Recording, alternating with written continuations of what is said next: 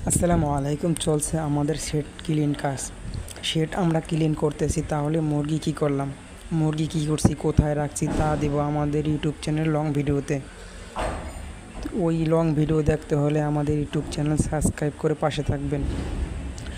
যেহেতু আমরা কোরবানির আগে বাচ্চা তুলব ইনশাআল্লাহ, তার কারণে আমাদের কাজের গতি একটু বাড়িয়ে দিয়েছে। এই প্রেশার মারার আগে আমরা ভালো করে সেটা ড্রাই ক্লিন করেছি, যাকে বলা হয় পানি ছাড়াই শুধু ব্রাশ দিয়ে ঘষছি। এখন যেহেতু পানি মারতেছে, এটা হাই প্রেশার দিয়ে পানি মারা হচ্ছে, তার কারণে যদি কোনো রডে, স্টিলে বা খাঁচায় কোনো লিটার বা কোনো ময়লা ফিডের তুলা লেগে থাকে, তাই হাই প্রেশার মারার কারণে সব চলে যাবে।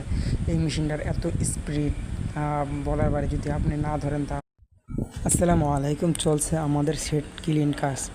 শেড আমরা ক্লিন করতেছি, তাহলে মুরগি কি করলাম, মুরগি কি করছি, কোথায় রাখছি তা দেব আমাদের ইউটিউব চ্যানেল লং ভিডিওতে।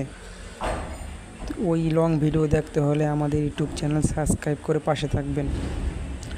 যেহেতু আমরা কোরবানির আগে বাচ্চা তুলব ইনশাআল্লাহ, তার কারণে আমাদের কাজের গতি একটু বাড়িয়ে দিয়েছে। এই প্রেশার মারার আগে আমরা ভালো করে সেটা ড্রাই ক্লিন করেছি, যাকে বলা হয় পানি ছাড়াই শুধু ব্রাশ দিয়ে ঘষছি।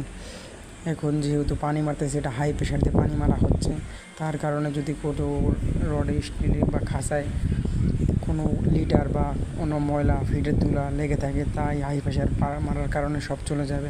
এই মেশিনটার এত স্পিড বলার বারে যদি আপনি না ধরেন তা।